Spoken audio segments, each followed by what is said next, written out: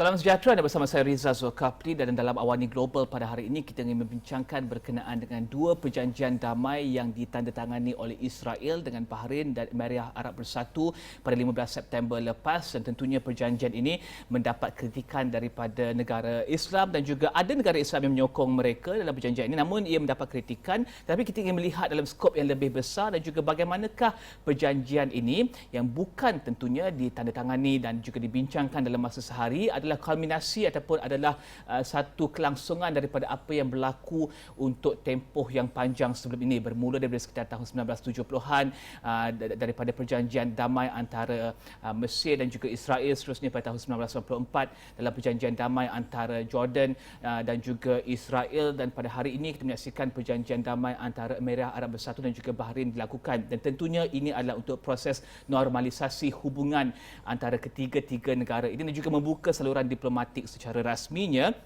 Dalam masa yang sama, sebelum kita teruskan kepada perbincangan bersama dengan tetamu kita pada hari ini, saya ingin membawakan petikan daripada apa yang dikatakan oleh Menteri Luar Emirat Arab Bersatu Sheikh Abdullah bin Zayed Al Nahyan, yang menyatakan bahawa kita menyaksikan pembaharuan dalam hati di Asia Barat, perubahan yang akan berikan harapan kepada dunia, dan tentunya Menteri Luar Bahrain Abdul Latif Rashid Al Zayani yang menyatakan bahawa ini adalah peluang untuk ubah dan juga penuhi potensi anak muda di rantau Asia Barat, dan juga sama ada ini hanya adalah satu dengan izin semua Emirates kepada apa yang berlaku sebenarnya di Asia Barat. Dan bersama kita untuk membincangkan perkara ini adalah Arif Subhan, pembantu pendidik Political Future Experts Group di Institut Antarabangsa Pemikiran dan juga Tamadun Islam ISTEC.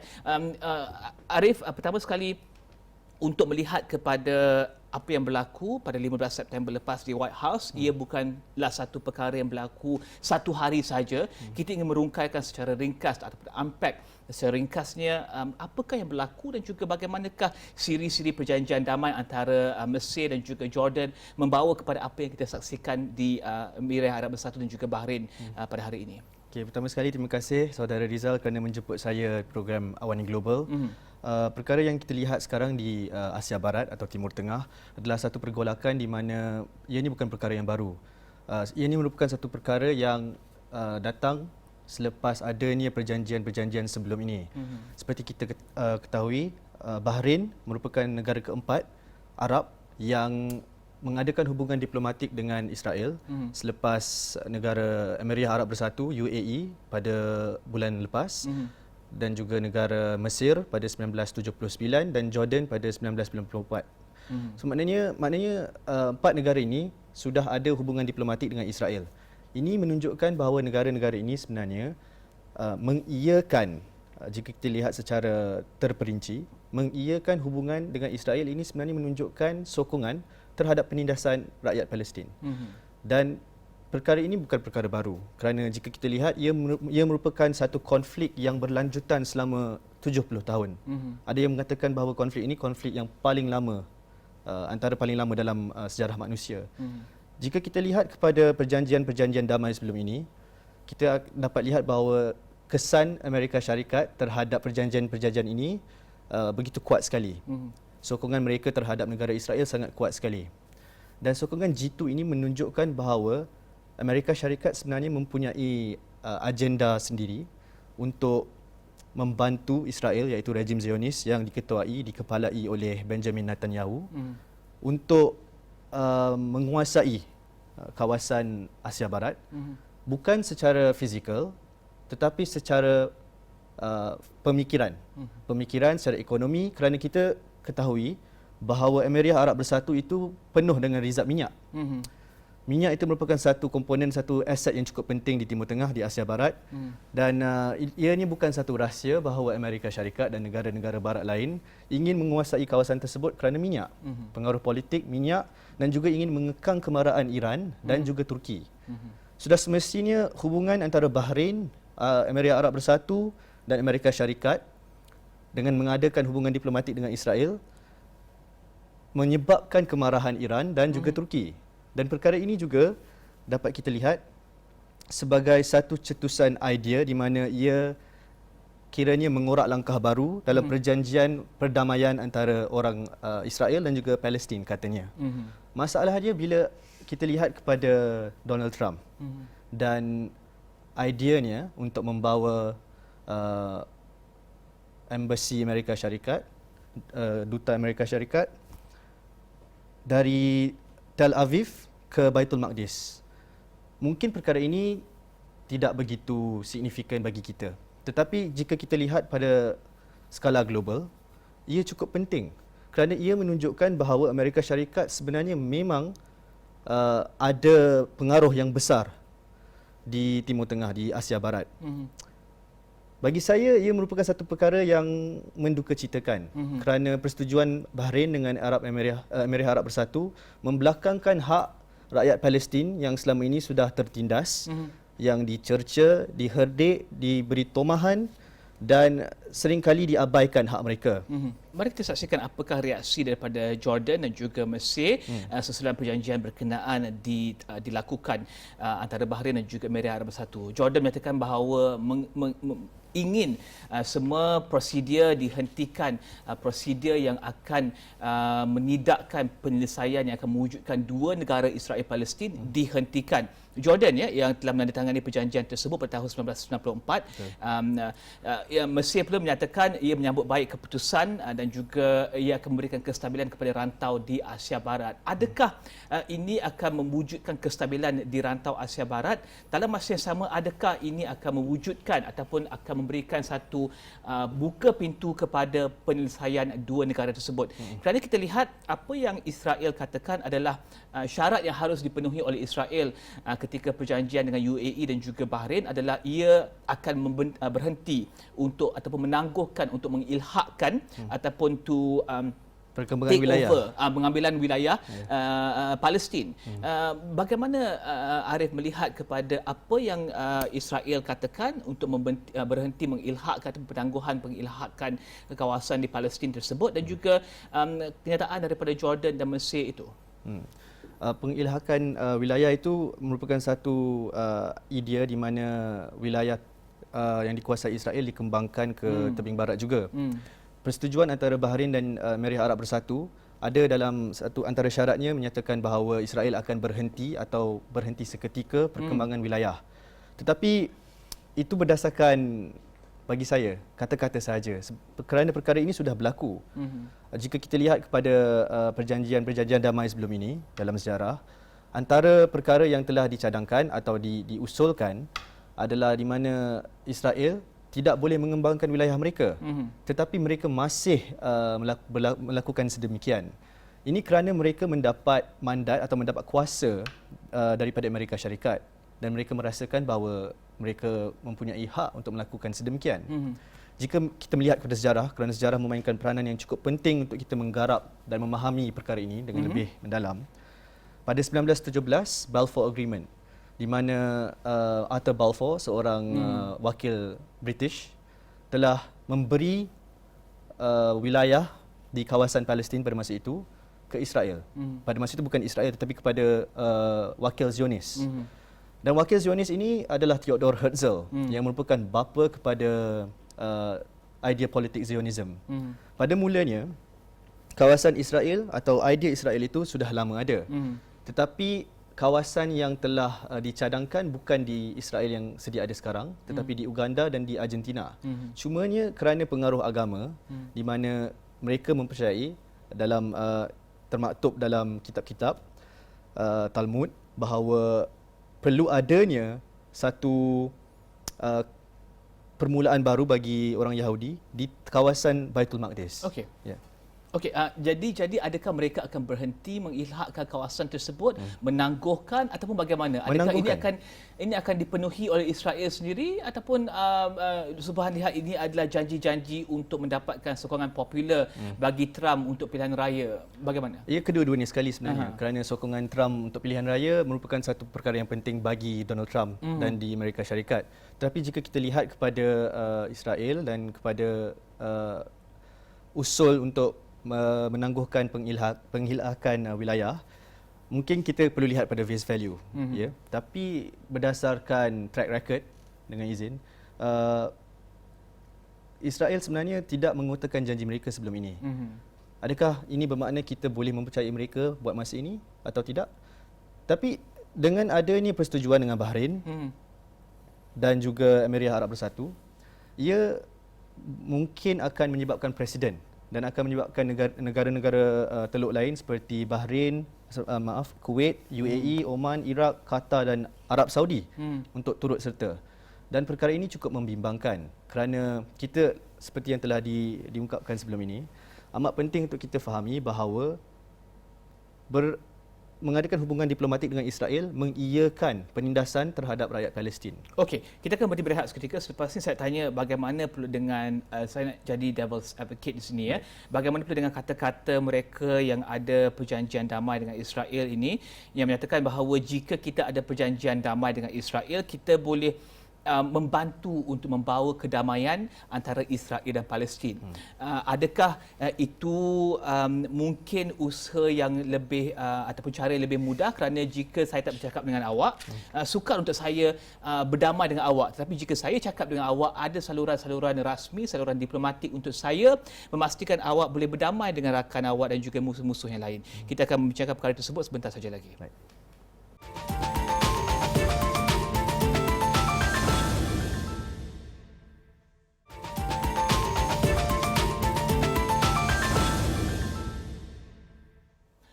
Bertemu kembali, kita membincangkan berkenaan dengan perjanjian damai Abraham Accord yang ditandatangani di White House pada 15 September lepas antara Bahrain, Emirat Arab Bersatu dan juga Israel. Seterusnya, kenyataan bahawa jika perjanjian damai ini ada antara Emirat Arab Bersatu dan juga Bahrain, maka mudah untuk mereka membantu Israel dan juga Palestin untuk mencapai damai dan juga memudahkan lagi satu proses mendamaikan Asia Barat. Adakah ini benar ataupun ini hanya satu retorik sahaja? Bagi saya apa yang saya dapat fahamkan, sebenarnya perkara ini kedua-duanya sekali. Ia boleh jadi retorik dan ia sebenarnya boleh jadi pemangkin bagi perdamaian antara Israel dan negara-negara Arab. Cumanya retorik ini harus dijadikan realiti. Sememangnya perkara ini perkara yang jika dilangsungkan dengan betul merupakan perkara yang baik. Tapi saya sebagai seorang yang mungkin mempunyai tanggapan terhadap Israel bahawa ia ini negara apartheid. Saya percaya bahawa jika perkara ini berlaku di mana mereka membuka ruang atau saluran untuk adakan hubungan diplomatik dengan negara-negara Arab lain, ianya bukan perkara yang bagus. Kerana Israel bukan satu negara yang mempunyai legitimasi di mata negara-negara lain. Dan jika ia mempunyai hubungan diplomatik dengan negara-negara Arab, maknanya ia akan mengiyakan kewujudan negara Israel.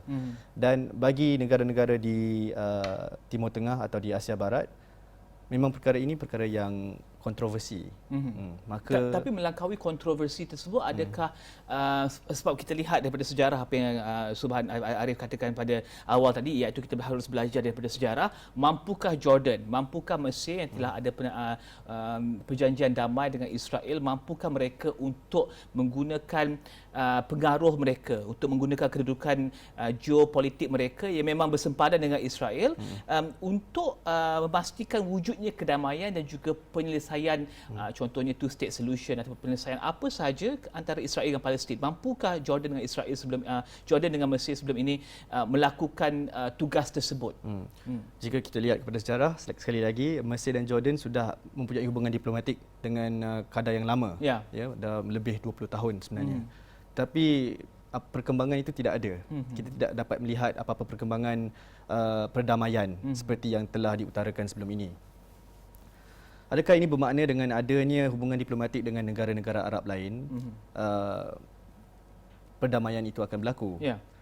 Mungkin ada yang mengatakan bahawa perdamaian akan berlaku jika lebih banyak negara-negara Arab membuka saluran diplomatik dengan Israel. Tetapi ada juga yang mempercayai bahawa dengan adanya saluran-saluran sebegini, maka ia akan memberi sekali lagi legitimasi kepada Israel dan memberi sokongan kepada Amerika Syarikat untuk melangsungkan perkara-perkara yang seperti sebelum ini, di mana Amerika Syarikat, jika kita lihat dengan jatuhnya Soviet Union atau Rusia pada masa itu, ia telah menggunakan kuasa mereka bukan secara fizikal, tetapi mereka telah menggerakkan political pawns players mereka, dan yang juga dikenali sebagai offshore balancing, di mana mereka tidak perlu membuat apa-apa tetapi menyalurkan dana sahaja untuk menggerakkan apa-apa motivasi mereka di Timur Tengah atau Asia Barat bagi mengadakan pergolakan seperti civil wars di Sudan,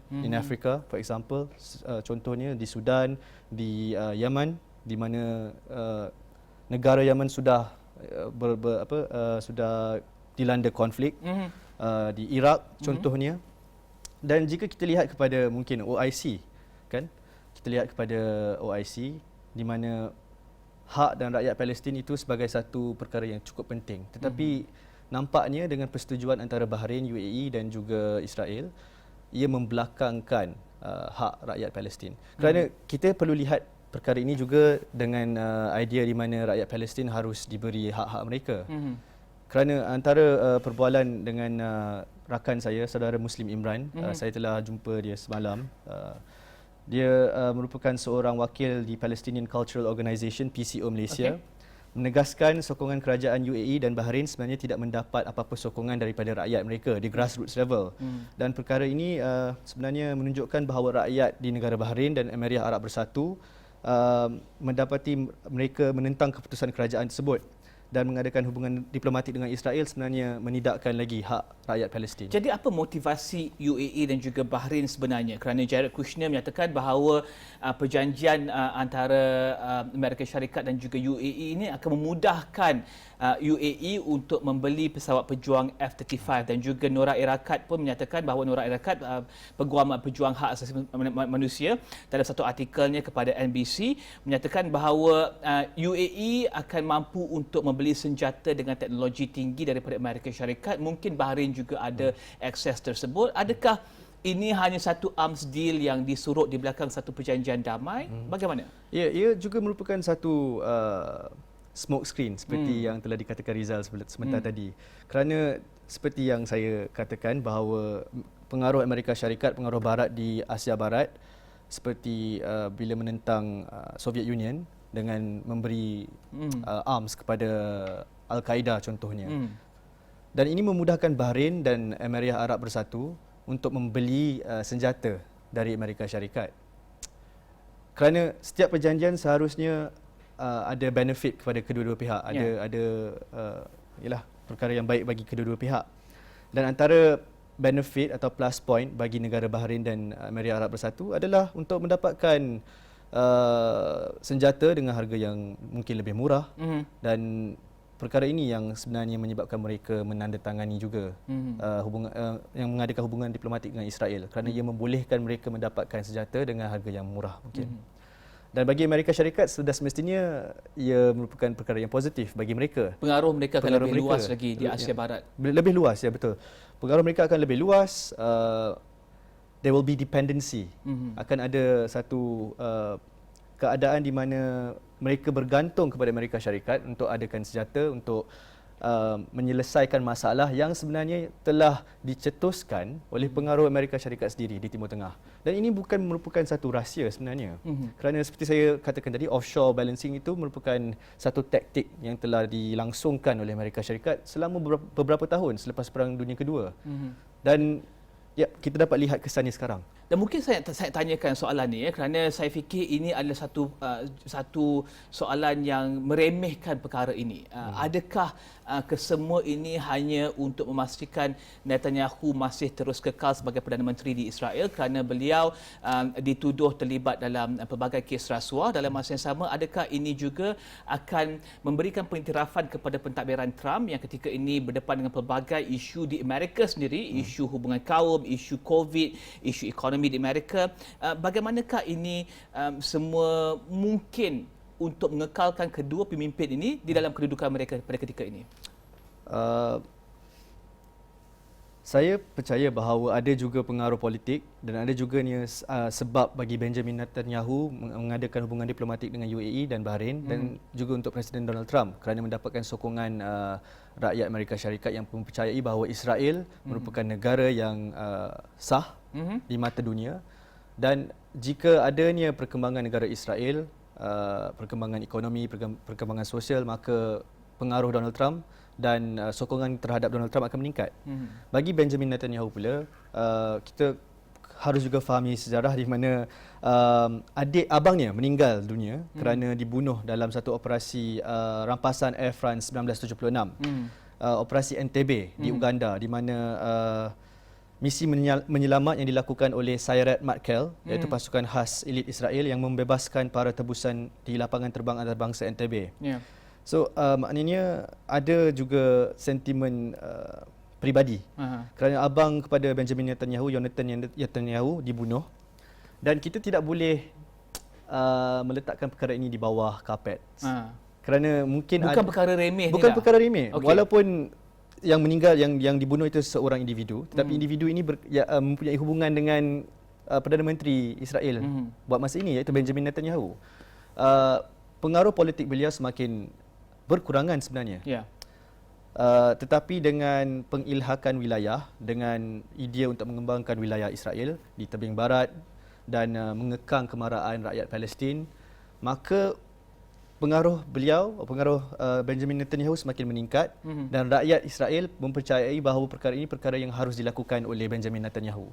Jadi ia memberikan satu political mileage dengan izin kepada Benjamin Netanyahu untuk kekal menjadi Perdana Menteri di Israel. Benar, yes, that's true. Seterusnya saya tanyakan, bagaimanakah negara seperti Malaysia, negara yang begitu lantang sekali menyuarakan pendapat tentang pengilahakan wilayah Palestin oleh Israel, tentang penindasan rakyat Palestin oleh Israel. Bagaimanakah negara seperti Malaysia dan juga negara-negara lain yang mungkin tidak ada hubungan dengan Israel dan juga menolak apa yang berlaku antara Emirat Arab Bersatu, Bahrain dan juga Israel ini? Bagaimanakah negara-negara ini boleh menyuarakan pendapat mereka? Saya rasa menyuarakan pendapat memang mudah, tetapi apa yang boleh mereka lakukan lagi? Kita harus faham bahawa Malaysia bukannya negara neutral bila bercakap tentang isu Palestin dan isu Israel, kerana Malaysia merupakan negara yang menyokong the Palestinian struggle, di mana rakyat Palestin ingin menuntut hak mereka, hak untuk mendapat negara, hak untuk menjadi rakyat kepada sesebuah negara, for self-actualization, di mana mereka boleh menggarap makna dalam kehidupan mereka masing-masing. Maknanya Malaysia memainkan peranan yang cukup penting. Dan jika kita lihat seperti sebentar tadi, kerajaan Emirat Arab Bersatu dan juga Bahrain tidak mengindahkan pendapat rakyat mereka langsung. Maknanya pada grassroots level mereka tidak mengindahkan, tidak kisah. Walaupun mereka mungkin mengatakan bahawa mereka negara demokrasi, contohnya. Israel pun negara demokrasi, katanya. Malaysia memang negara demokrasi, di mana rakyat memainkan peranan yang cukup penting dalam shaping the political ideas in the country. Di Malaysia, ahli politik mementingkan pendapat rakyat juga kerana image itu penting. Maknanya Malaysia sebagai negara yang bukan neutral tetapi mempunyai semangat dan dorongan untuk membantu Palestin harus dilihat sebagai contoh di rantau Asia Tenggara, sebagai negara yang mementingkan hak kemanusiaan. Sebab perkara ini bukan isu agama. Dan saya percaya bahawa di Malaysia ini isu dia adalah bila kita melihat isu Israel Palestin ni dari lensa agama. Dan mungkin sebab itu kita tidak mendapat sokongan daripada mereka yang bukan Melayu atau bukan Islam. Tapi negara-negara di rantau Asia, di Eropah juga perlu tegas dalam memastikan hak kemanusiaan itu dijaga.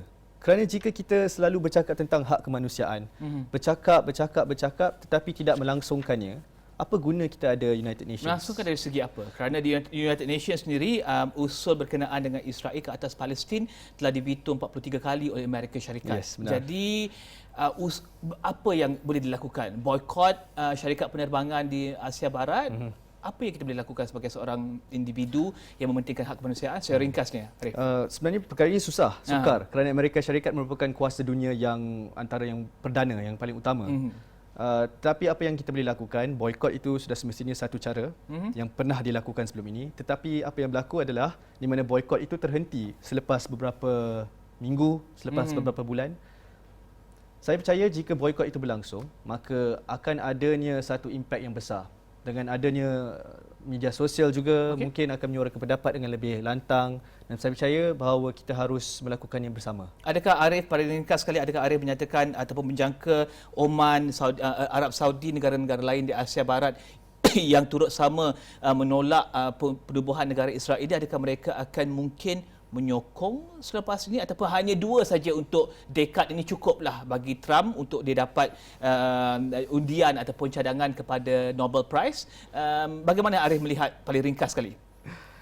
Saya percaya bahawa akan ada lagi negara Arab yang mengadakan hubungan diplomatik dengan Israel, tetapi bukan negara seperti Arab Saudi. Saya percaya Kuwait. Seterusnya Kuwait.